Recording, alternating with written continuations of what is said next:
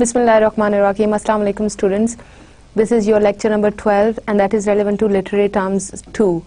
Okay, previously I just delivered one lecture about literary terms before as well. So, according to my opinion, understanding history of English literature or English literature in general, learning about literary terms is very much essential. Otherwise, if I keep on using different terminologies, then you won't be able to understand. And due to this shortage of time, this is not possible to explain terminologies in every lecture. So you'll have to remember all these terminologies in order to understand English literature. Plus, these terminologies would be very helpful for you while studying poetry and drama and other literary other literature courses. Fine. So my dear students, here you can see this is very much important for understanding English literature, and this is your lecture number 12, History of English Literature class, Concepts, Virtual Campus, Islamabad. Fine. Number one terminology is allegory. Allegory, a story in which the character represents abstract qualities or ideas. So my dear students, this is like when you give abstract qualities or ideas to human characters, fine, so that is known as allegory. For example, you might have seen the film Avatar, where you can see like all the characters, they are allegorical, fine, they are from the other word apparently, but they were representing some kind of human characters and some abstract qualities, like you need to be spiritual, you need to be kind with the human beings. So that is the allegorical representation of the characters in the film Avatar. So this is allegory. Okay, through these characters we present the story and we present the abstract qualities or ideas which are otherwise difficult to deliver. So this is known as allegory. Fine. Alliteration, I told you before as well, like alliteration is a very important terminology, and which is a very much common literary form. Okay, that is alliteration, the repetition of first consonant and a group of words. This example I gave you previously as well when we were dealing with literary terms before. Fine. So dear students, here you can see like this is the repetition of first consonant sound. Okay, this is the repetition of first consonant sounds in a group of words, as in Peter Piper picked a pack of pickled peppers. So here you could see this is pa sound, this is also pa sound.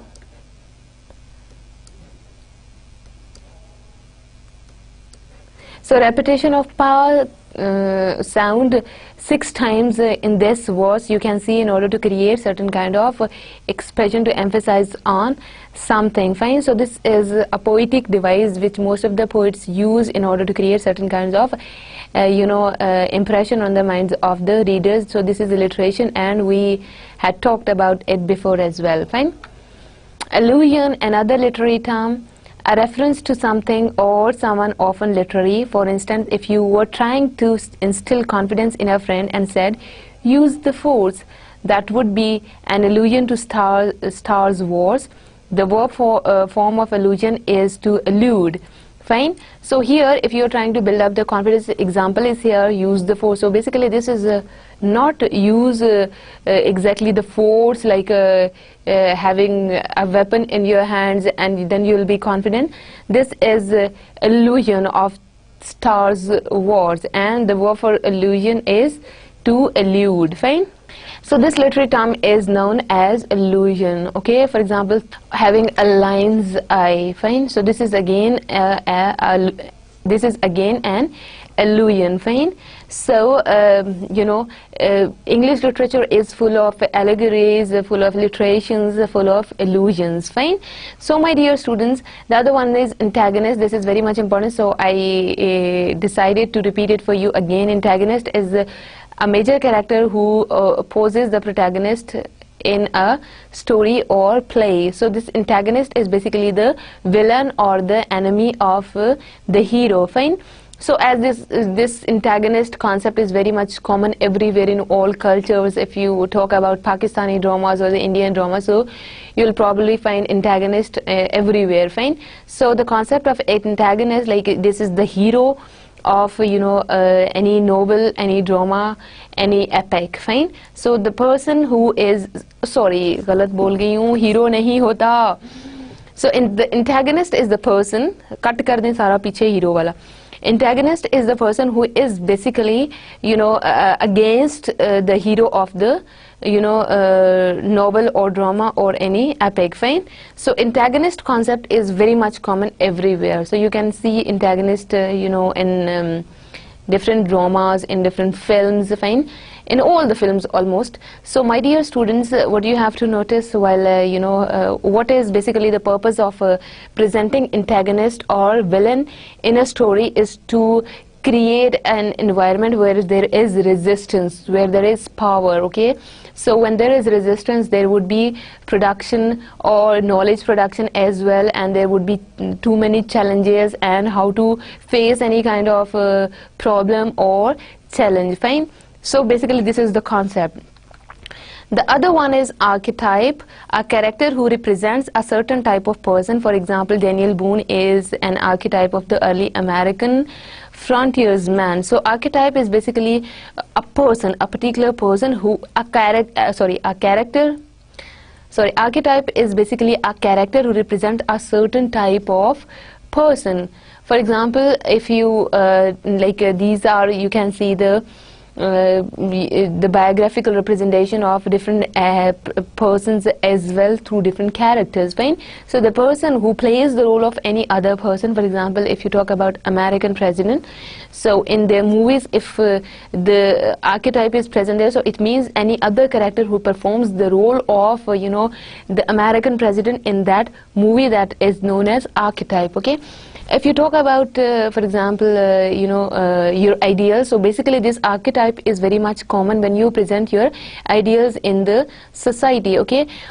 This is not necessary that the name of the person should also be, you know, there in the novel or in the story, in film, in, you know, drama. It doesn't mean like you just give the qualities of that ideal to that person, and he represents, he can represent the age, the society, or, you know, the beliefs of that very particular society, fine. So that is known as archetype. Assonance, this is another poetic device which is very much common, the repetition of vowel sounds as in days, wane, away. So basically this is the repetition of vowel sounds. So this, what is the difference between alliteration and assonance? This is you can see alliteration is the repetition of the consonant sound at the start of the word. So this is the repetition of a vowel sound in a word. For example, here you can see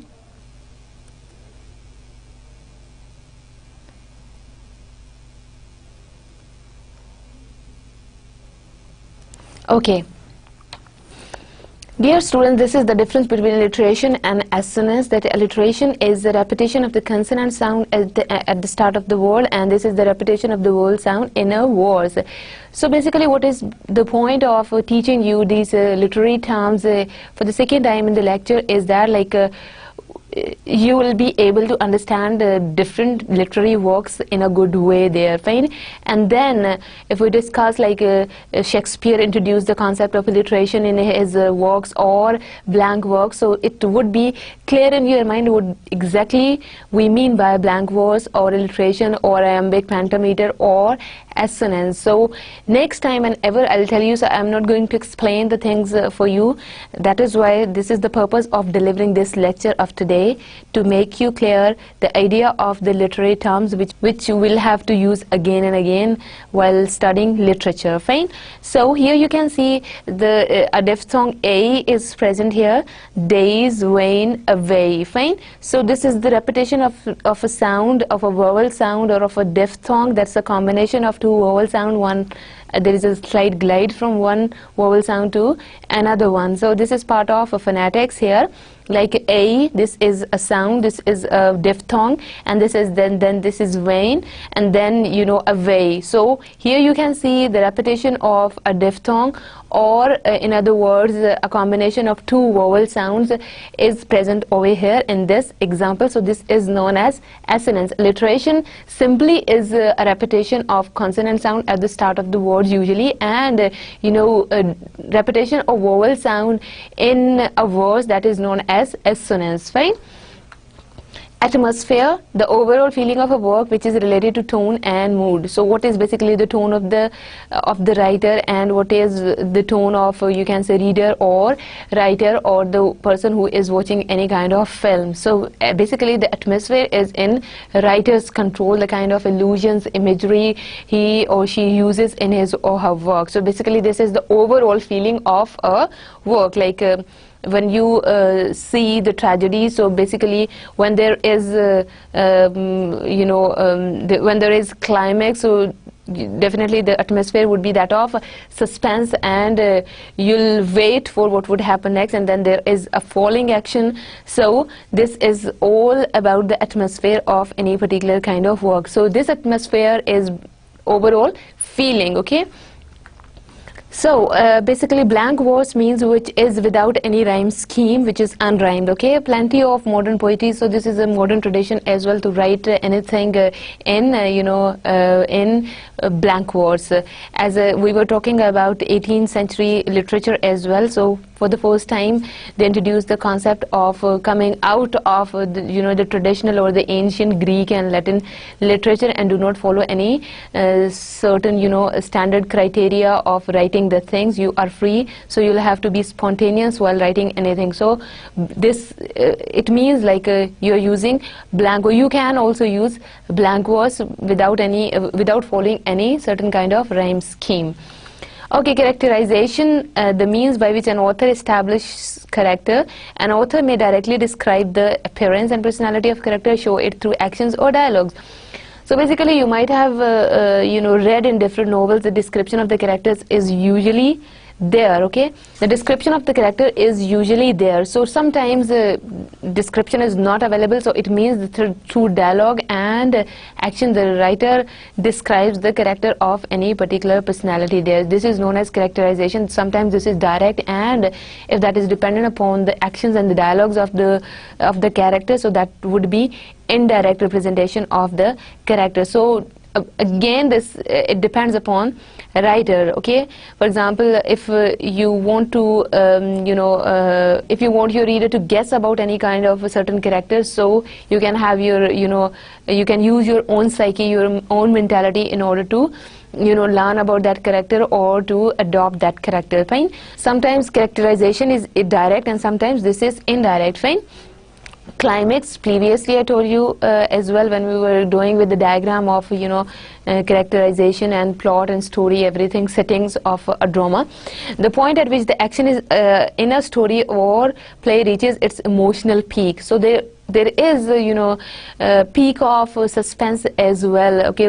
Then you think what would happen next, okay, and you are curious about what would happen next. So that is basically the climax point, okay. Let me explain it to you. This is basically the climax,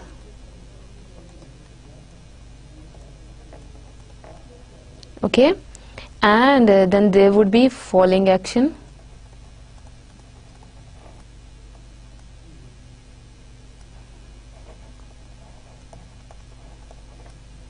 and this is rising action. So here you are on the peak of on the peak of suspense, what would happen next, okay. Maybe if you talk about horror movie or you talk about Shakespearean tragedies, for example, so when you reach on climax, so there would be a falling action right after that, okay. So traditionally every plot is built from the most basic elements of a conflict and an eventual resolution. The conflict can be internal within one character or external among or between characters, society and or nature. So dear students, here you can see, like previously we were talking about conflict again. What is, there is a point of conflict right before the rising action. So you could see like that conflict can be internal or that can be external as well, like when other characters, when other forces of nature might be involved in the conflict. So that would be an external conflict, okay. Dear students, here you can see what is basically this internal conflict might might be the person is fighting with himself, something is happening here in his mind, so that is known as internal conflict. So this conflict is like which leads you towards the rising action, and then you reach up to the limits of climax. Okay. Contrast, to explain how two things differ. To compare and contrast is to explain how two things are alike and how they are different. So this is a very simple terminology.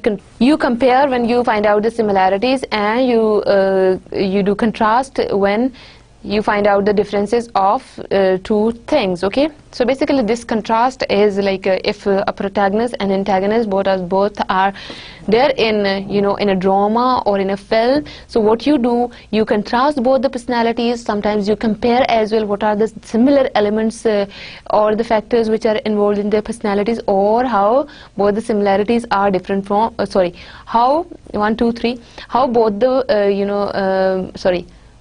how both the personalities are different from each other. Okay, my dear students, so this is a kind of compare and contrast when you find out the differences, and sometimes through antagonist you find out the qualities of the protagonist or the hero of the novel or of the drama. That is known as contrast. Okay.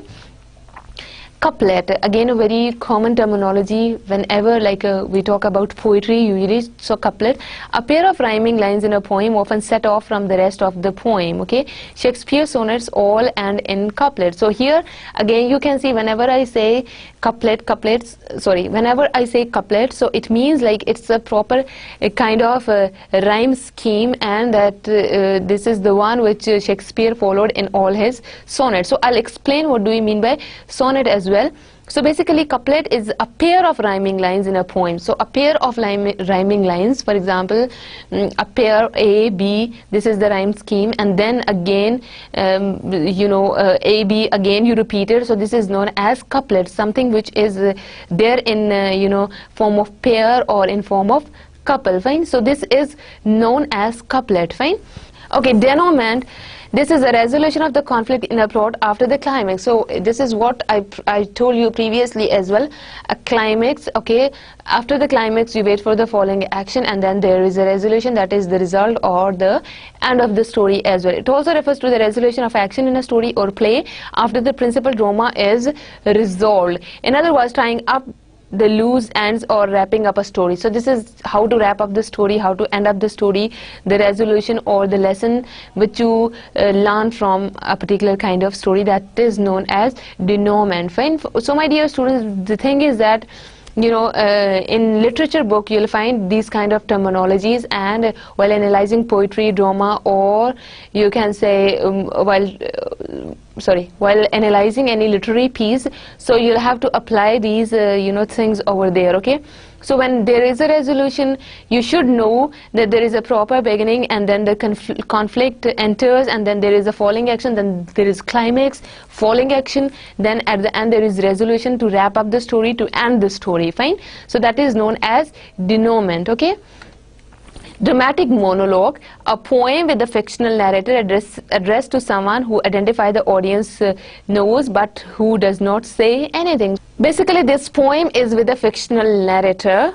Basically there is no narrator present here, but the speaker or the hero, the protagonist of any poem, or maybe the antagonist, they talk to the narrator. So that is known as dramatic monologue. Okay, and you assume that your audience is also present there, so that is known as dramatic monologue. Okay. Elegy, a poem mourning the dead. Okay, so basically this is I've told you many times before as well, elegy on this thing, elegy. So this is the mourning on the dead as well. Okay, you are writing it basically the theme of the poem is to feel sad for the dead one. Okay, this is about this one. This is known as elegy.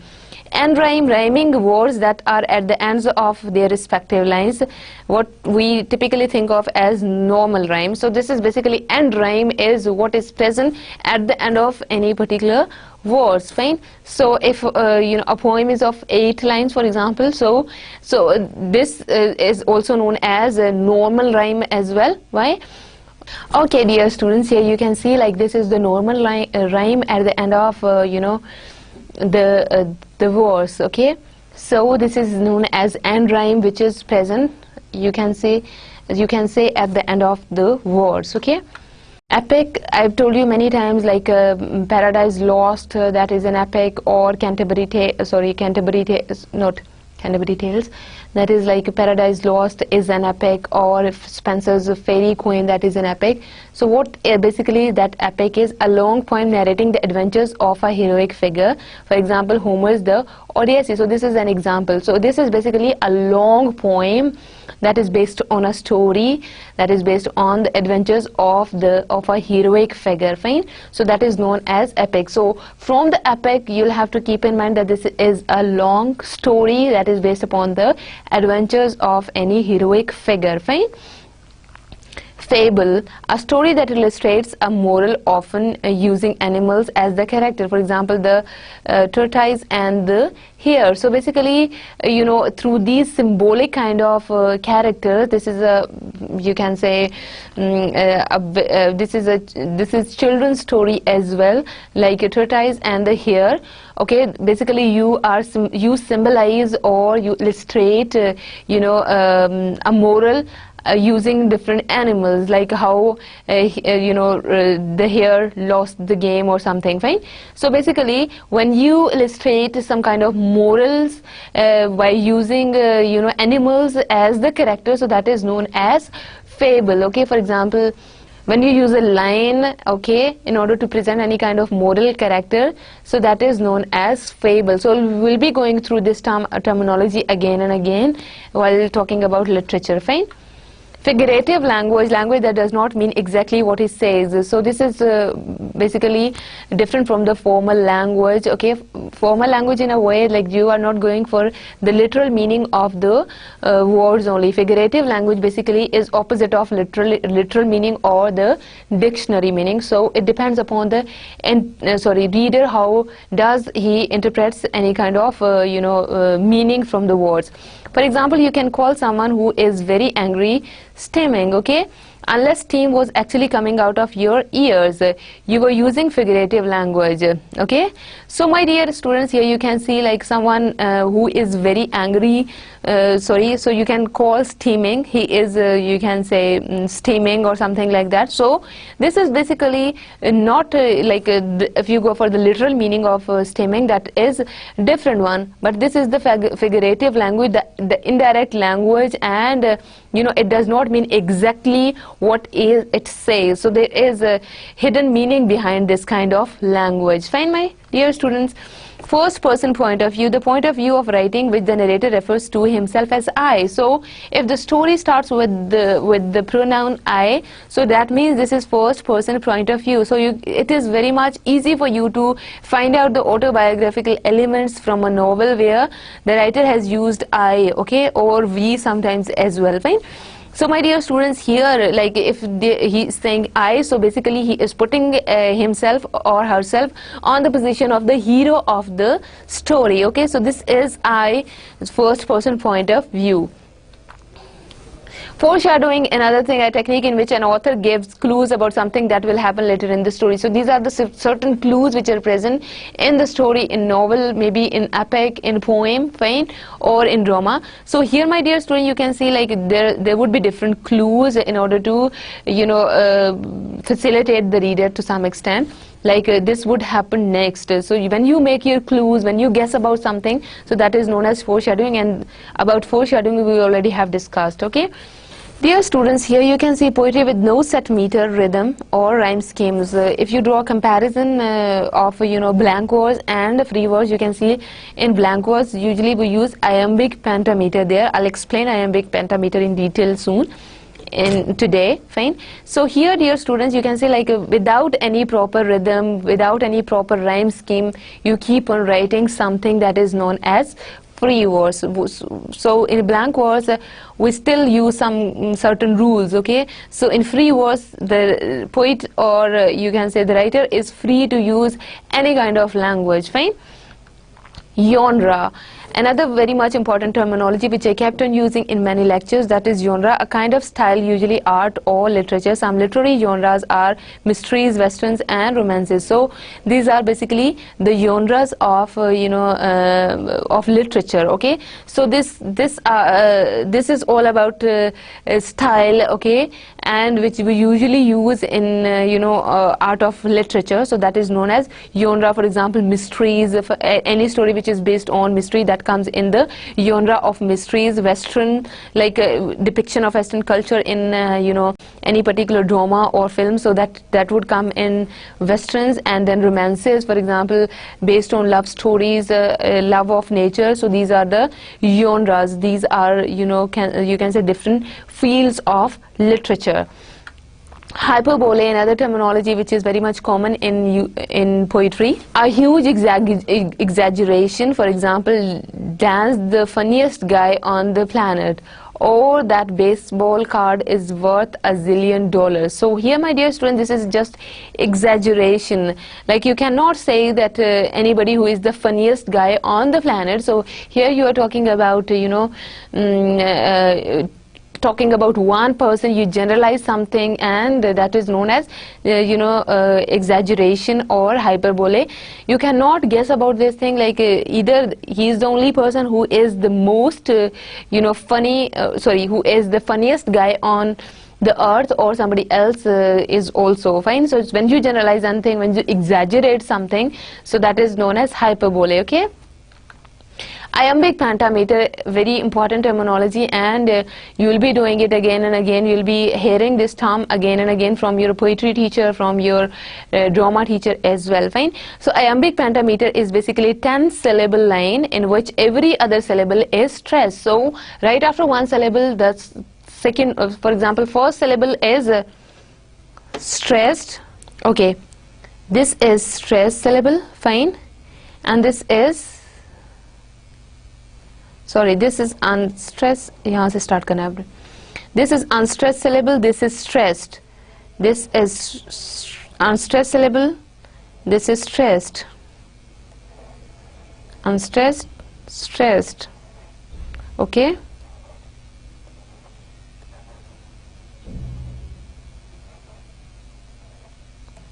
And so on. Okay, basically this is a 10-syllable line. So here I just have given you 6 syllables. So this is a 10-syllable lines in which every other syllable is stressed. So one syllable is unstressed, the other one is stressed, then one more unstressed, stressed, and so on.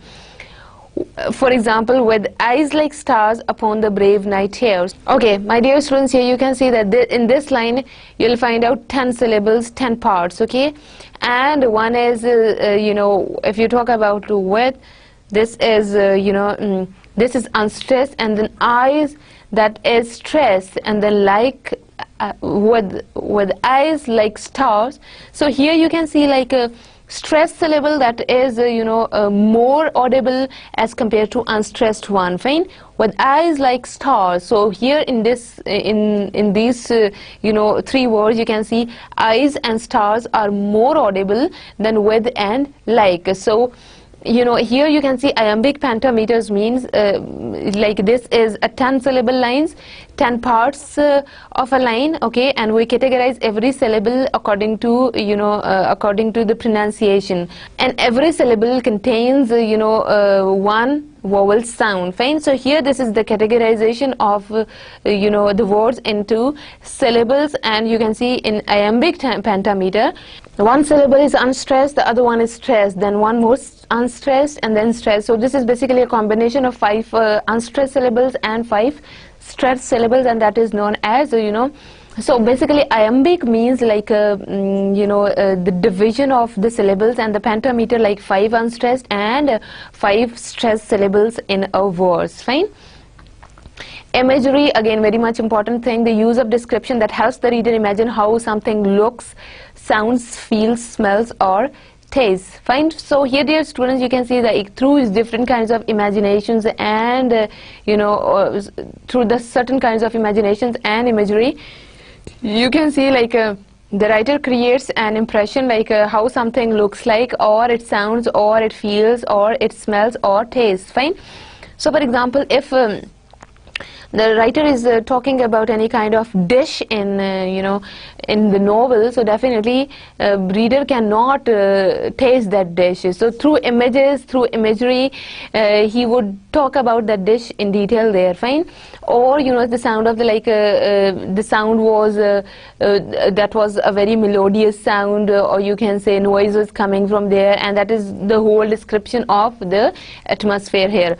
Most of the time it refers to appearance, like appearance of the character. That is very much important, and this imagery refers to characters, and it refers to the settings as well. For example, the young bird's white feathered wings flutter as he made his way across the nighttime sky. So my dear students, here you can see like this is imagery, a very beautiful example of imagination or of imagery. Like you create certain kind of images in reader's mind. For example, the young bird's white feathered wings. So here that's a very cute, a young bird having white feathers. So an image of white bird would come in your mind. Okay, so a nighttime sky as well, a nighttime sky full of stars would be there, and you can see, you can imagine a bird that is flying that is flying. Okay, and the time is that of night, and you can see, you can create an image of sky in your mind as well. This is known as imagery. Okay. Internal rhyme, a rhyme that occurs within one line, such as he's the king of swing. So this is internal rhyme. So usually we refer, when we talk about rhyme scheme, so that is like the rhythm at the end of the word. So internal rhyme scheme that. Okay, dear students, this is within the line. Okay, for example, here you can see where is the rhyme scheme, internal rhyme scheme. Can you please make a guess where is the internal rhyme scheme? He is king of the swing. So which two sounds here you can say which are repeating, and which gives you the same which give you the same kind of expression or sound? This is ing sound. Fine. This is ing sound, repetition of ing sound. So here you can see this is known as internal rhyme scheme when it occurs within the line. Okay, when it occurs within the line, not at the end of each line, that is between the line, one line, and you can see the rhyme scheme, or you can say rhyme rhythm there in one line only. Fine. So here it is between the lines, might be here, here, here. Okay, if we talk about rhyme scheme, so that would be here, and of the verses. Fine. So this is the rhyme scheme, and this is the internal rhyme scheme that occurs within one line. Irony. Okay, language that conveys a certain idea by saying just the opposite. So basically you try to highlight something opposite, but for example, you want to you try to highlight the negative aspects of the society but in your description, in your direct language, you are just highlighting the positive aspects which are not present there. That is irony. Fine. So this is to convey your ideas by saying just the opposite. For example, black in terms of white. If you talk about black Americans and white Americans, so if you just highlight white Americans, so here it means your expression is ironical. How ironical? In fact, you are trying to highlight black people of the society. If you say black, so you are categorizing them. Okay, so that is an irony on the white people. For example, you say something which is not present in the scene, okay, which is although not present, but by the use of indirect language or by using opposites, you can you can present your concept. Fine. So that is known as irony. For example, if you just talk about men in society, so what you are excluding here, that is women in society. Fine. So that is irony. For example, if you just say women, they are engaged in different kinds of activities, domestic work. So basically how it can be irony On the other hand, you are going for man, okay? You are talking about man like they do not do, maybe they are not doing anything, fine? So that is irony. So ironical society, like for example, when you are using irony for a society, in irony, you just say your ideas in terms of, in terms of positive or the thing which is absent from the scene, and you try to highlight the scene by highlighting what is present, fine?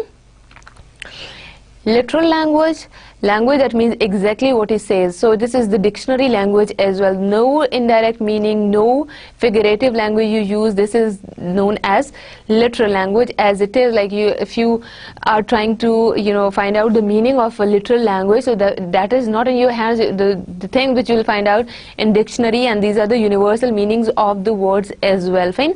So figurative plus literal language, if you draw the comparison, so figurative language means like the indirect kind of language which you use, or the symbolic language, the use of images are there. But literal language, that is the as it is language which is present in dictionary and which is universal as well. For example, the meaning of war, okay? The meaning of war is it's battle. So when two parties they fight with each other, that is known as war.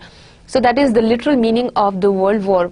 On the other hand, if you say argument is a war, so what is this? That is the figurative language, use of language. That is the figurative use of language. How?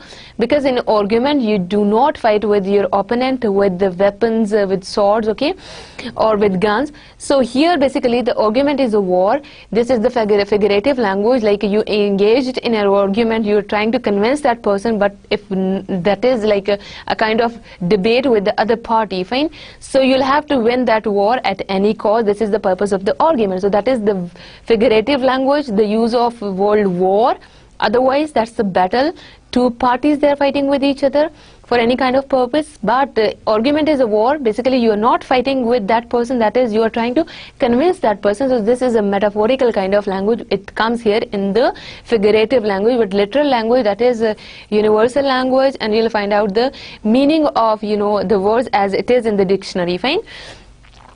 So basically, poets, they also use writers, they also use literal kind of language in order to convey any certain kind of meaning. And when there is no ambiguity, no, the clear meaning would be there, and those meanings would not vary from person to person. They are, they are same for everybody. Lyric, a type of poetry that expresses the poet's emotion. It often tells some sort of brief story, engaging the reading and the experience. So this is basically the lyric when the poet expresses his or her emotions, fine? So basically this is based on a brief story, when you engage your readers in a kind of experience that you have faced, so that is known as lyric, okay? Metaphor, again, a very important concept, and it would be present everywhere, almost everywhere. A comparison that does not use like or as, such as he is a rock or I am an island. So here, my dear student, you can see he is a rock. You are comparing, or you are giving all the attributes of a rock to that person, or the attributes of an island to a person. So I am an island. So this is metaphorical. He is a rock. Maybe he is hard like a rock, or he is strong like a rock, fine? And direct kind of language, that is known as metaphor. That is the direct comparison as well, and you do not use like or as here. When you use like or as in any example, so you give some of the attributes only to a person or a thing. But if that is without like or as, so that is a direct comparison, and you give all the attributes of a person or a thing to all the attributes of a thing to a person or any other thing. So that is the difference between simile and metaphor as well, and I have explained metaphor previously as well. This is a very commonly used device in literature, so that is why I'm explaining it again for you. Meter, a pattern of stressed and unstressed syllables in the lines of a poem, like iambic pentameter. So this is basically, meter is a pattern of a particular pattern, maybe that is stressed, unstressed, unstressed, then unstressed, okay, then stress, so it is a particular pattern, so that is known as meter. So whenever I'll use meter, iambic, pentameter, so the idea must be clear to you. Like iambic pentameter is like having 5 syllables and a particular pattern there. That means iambic pentameter. So simple meter is a pattern of stressed and unstressed syllables in the lines of a poem. So meter is very much simple. It is a pattern only. You have to keep in mind this pattern of stress and unstressed syllable which you have to follow in a poetry line. Fine. Monologue, a long speech by one character in a play or story. So this is basically a speech by a person. Fine. A dramatic monologue, when you just imagine that your audience is in front of you, the narrator imagines this audience is in front of him or her. The monologue, that's simply a long speech by one character in a play or story. Okay. Mood, the emotional atmosphere of a given piece of writing. So my dear students, here you can see like the emotional atmosphere of a given piece of writing. Fine. So again, this is in the writer's hand to create whatever kind of mood he or she can or wants to. Fine. For example, if you feel happy after the description of any certain kind of scene in the novel, so that is like it is affecting your mood. So this is about the overall you can say the feeling of the story, the overall feeling of a drama or of a novel or of a poem. Fine. Motive, a theme or pattern that recurs in a work. So basically motive is what that is the central idea, that is the theme in a particular work. Okay, so all the works, they are dependent upon any particular kind of theme. So simply that is a motive. For example, if you talk about a motive on your dress, so what basically that motive is, that is the most prominent you can say part of your dress. Or you might have heard people saying motive. Fine. I want to have this motive on my shirt. Fine. Or on the back of my shirt. What that motive is, that is the point of attraction, that is the overall theme of your dress as well. Fine. Myth, a legend that embodies the belief of people and offers some explanation for natural and social phenomena. So this is basically a legend that embodies the beliefs of people. Okay, methodology. Okay, Greek myth, that is also you can say a legend, and it offers some explanation for natural and social phenomena. So basically it offers like you can say Greek myths or ancient Greek myths. Fine. So what basically is that it needs these myths, these myths need explanation for natural and social phenomena. You'll have to explain these myths, okay, according to any kind of myth or legend, how you are looking at the things. Fine. Onomatopoeia, this is very much common in poetry. The use of words that sound like what they mean, such as both. So when you say both, so definitely this is like you are creating the sound over here. So the words are usually they sound like what they mean, such as these are these are based on the voices of the animals, or you can say certain other voices. Okay, for example, if you talk about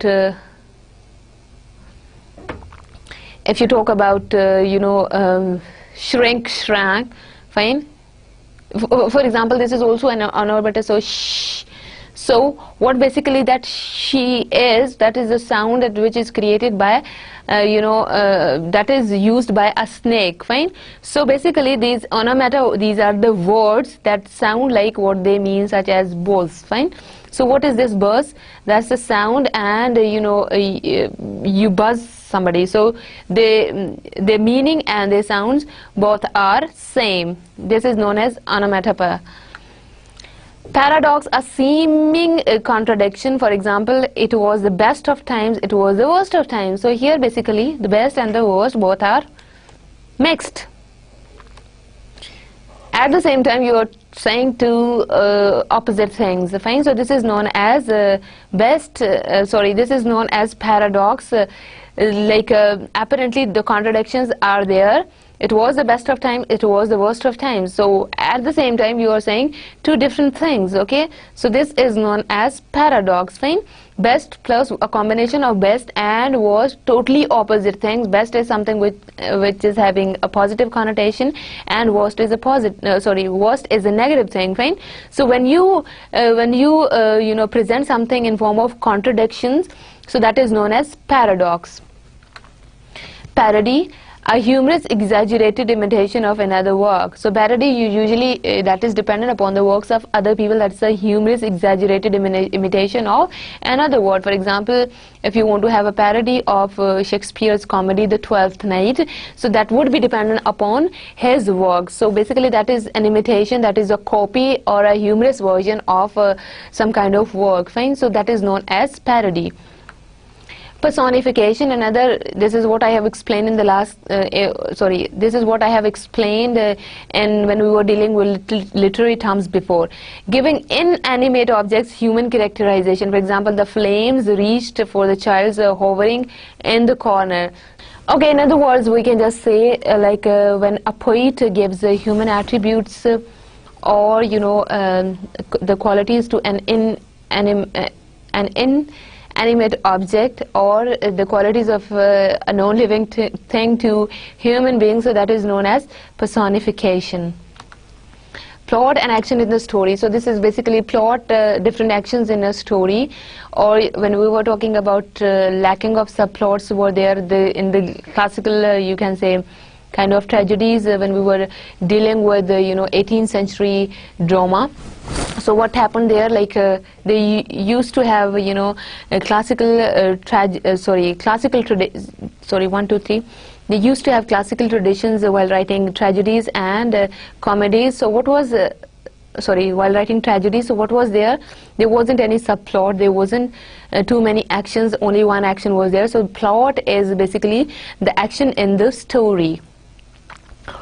Prose, writing organized into sentences and paragraphs, in other words, normal writing, not poetry. So this is opposite of poetry, in this sense, like this is written in simple language, this is in form of paragraphs and not in form of poetry, like you'll have to use certain kind of blank words or free words you're writing, or lambic, pentameter, any kind of pentameter by following the traditions of writing poetry. Here basically this is just when you write when you organize your writing into sentences and paragraphs. So this is based on full-fledged paragraphs. Okay, when you present the information, you present your work in form of proper paragraphs, that is known as prose. And most of the time prose language, that is easy to understand, because usually writers, they use easy language in prose as compared to the language which is used in poetry, fine?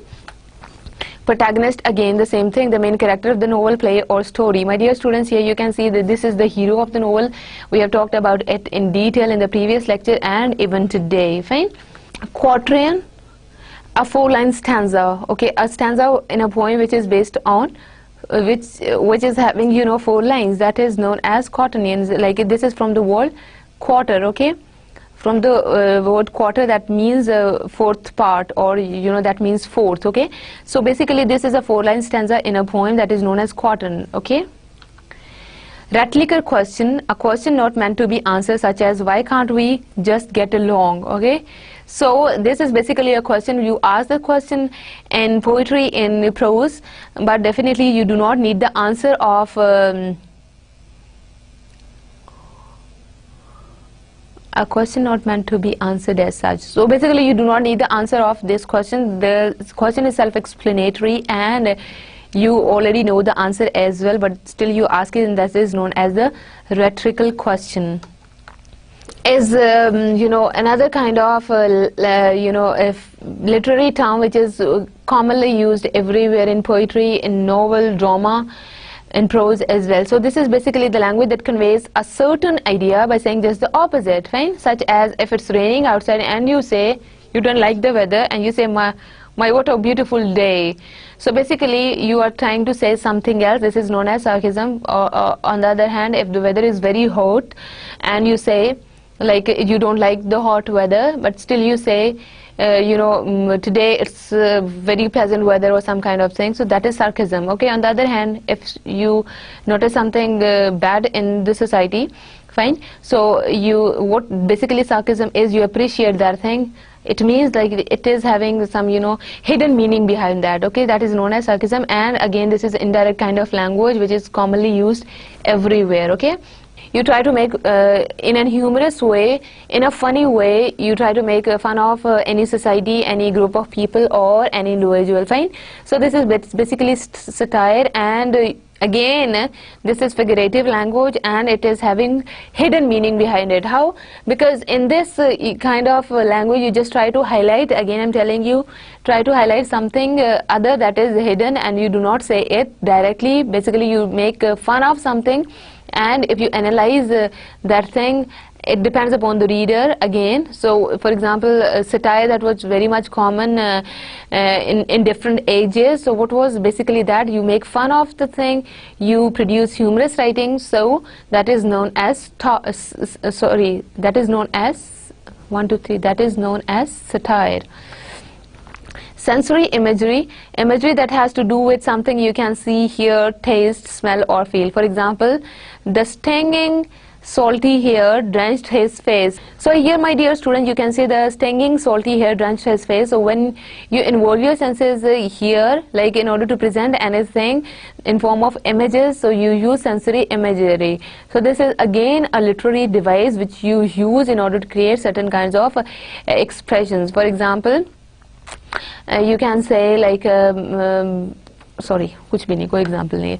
Simile, a comparison that uses like or as. For example, I am as hungry as a wolf, or my love is like a rose.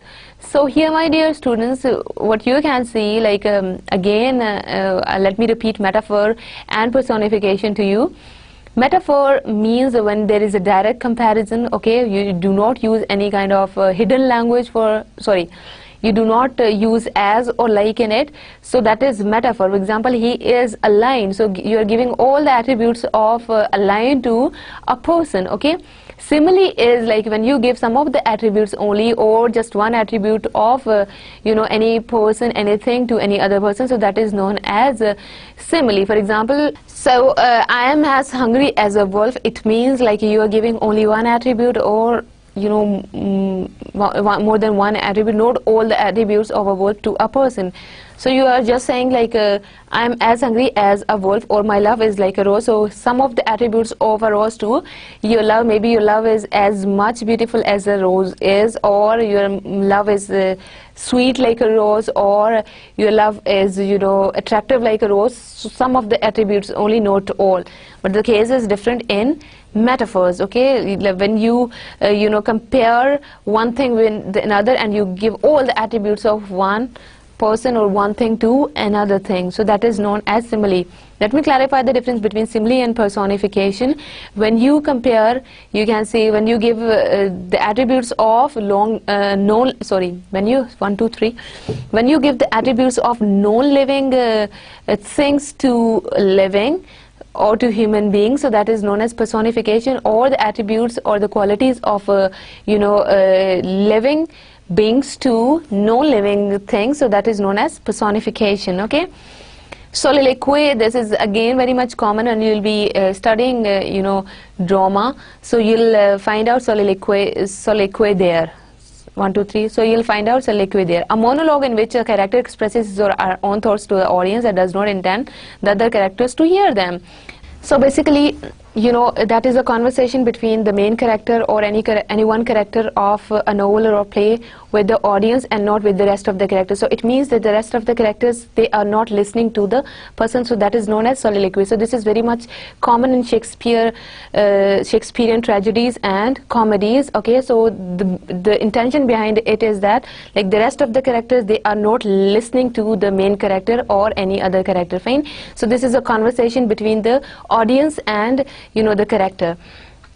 Another thing which is very much common if we talk about Shakespeare or any other poet, sonnet, a 14-line poem. This is a 14-line poem. You just have to keep in mind that what do you mean by sonnet? That is a 14-line poem written iambic pentameter. Iambic pentameter I already have explained to you people. So this iambic pentameter, like you are following a particular kind of stress patterns. One syllable is unstressed, the other one is stressed, and then one more unstressed, and then stressed, and so on. So basically you are going to have five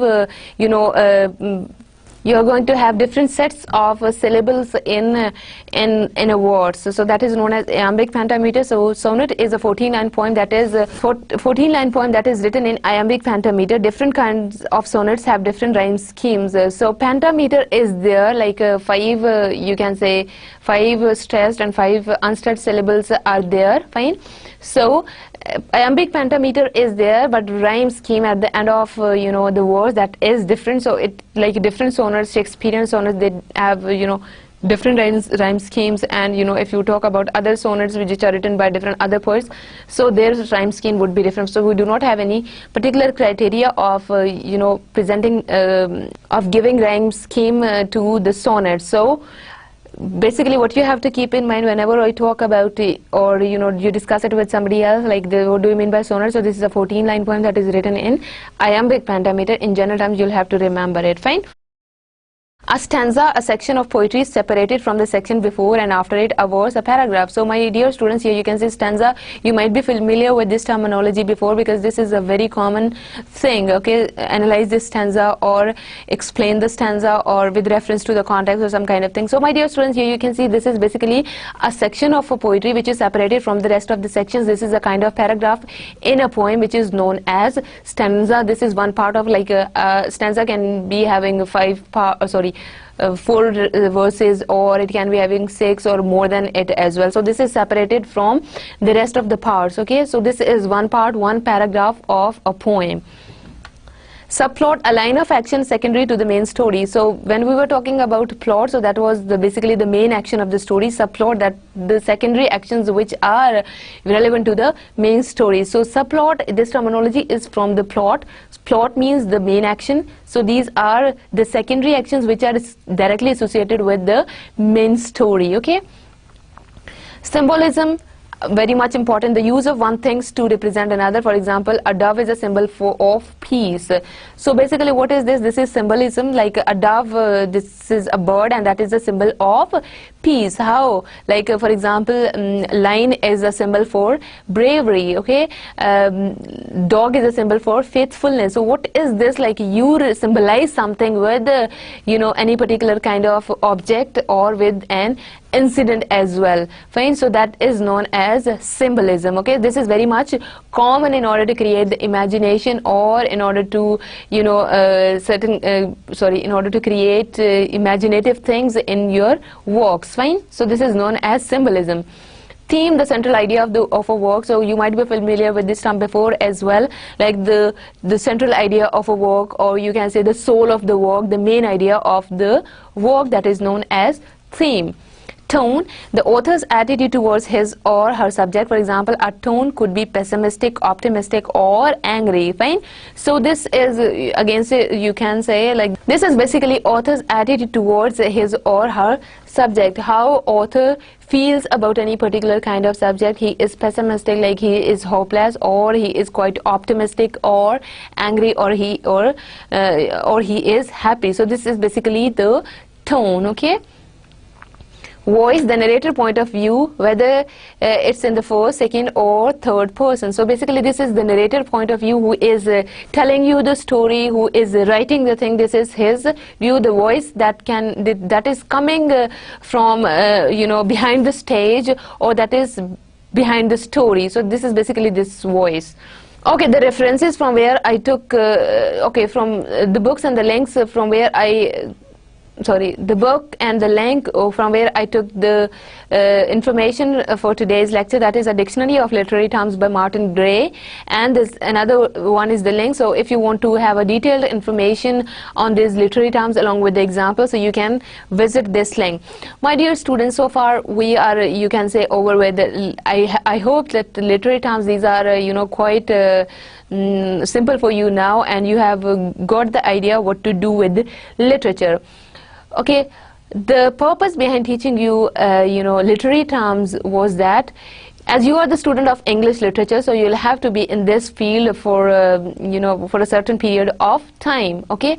And if the terminologies, these are not clear to you, so you won't be able to analyze, you won't be able to get anything from literature. If you can say, like, if you're analyzing Shakespearean sonnet, so if you don't know what do we mean by sonnet, so definitely you cannot say anything about it. If you do not know what is iambic pentameter, what is imagery, what is symbolism, so basically you will face a lot of problem while analyzing the thing. So these devices, these are, or the literary terms, these are relevant to the analysis of any work. Fine. So my dear students, you could see, like, the way I presented all the literary terms. Previously I gave you one lecture on the literary terms, and now one more lecture. Like, with the passage of time you should get to know what these literary terms basically mean. So as a student of English literature, these terminologies would be clear to you, and you'll be able to analyze any work. Fine. Dear students, you could see, like, I just want to change your point of view regarding any piece of poetry, novel or drama. When you are reading anything, so these things must be clear to you. Like, in this way you'll get an understanding, you'll develop, sorry, 1 2 3, in this way you'll develop an understanding level as well, okay? So that is why familiarization with the literary terms, that is very much important. Okay, my dear students, just discuss let's 1 2 3, let's discuss some of the things relevant to literature now. We are now dealing with we are over with the 18th century literature. Okay, now next time when we meet, we'll focus on a romantic movement in the history of English literature, and all the romantic poets, all the writers of that period and the spirit of that period. I did not give you the history of all the things, like all the literary terms or the figurative kind of language, who introduced that kind of language, but just like too many factors are involved in it. Fine. So my dear student, what you have to do is start reading prominent writers of particular ages. Fine. And then at least you need to have an idea about those writers, okay? And in this way you'll be able to analyze their works, plus you'll be able to develop your own writing skills as well. Fine. So whenever, hopefully, when you'll be writing different poems or novels in future, inshallah, so in that way you should know how to use how to draw a comparison or contrast of two or more than two things. So these things are very much important. Okay, next time, as I told you just now, a romantic movement in the history of English literature, will deal with that one, okay? And hopefully you are doing things simultaneously in poetry course as well. Fine. So you'll have to take things simultaneously. Here I'll just tell you who are the prominent figures in any particular era, and this about this style, the kind of themes they followed, and the kind of political movement which was going on there at that time, the literary movements, the religious practices which were going on in that particular era, in that particular in that particular society at that time. The rest of the things you'll have to apply in, while analyzing the things. The analysis, your interpretation is very much important. So that is the basic purpose of teaching you history of English literature as well. Like, I just want to develop your, analysis ability to look at the things from different perspective by keeping in view the factors which are involved in formulation of society plus the formulation of literature. So my dear students, that was all about today. We are over with the literary terms today. So with the passage of time, if I find any new terminology for you, and if I think that that is very much necessary for you to understand or to have an idea about that thing, so I'll add it in the lecture. Fine. Okay, with the romantic movement in the history of English literature. So have a nice day. Allah Hafiz.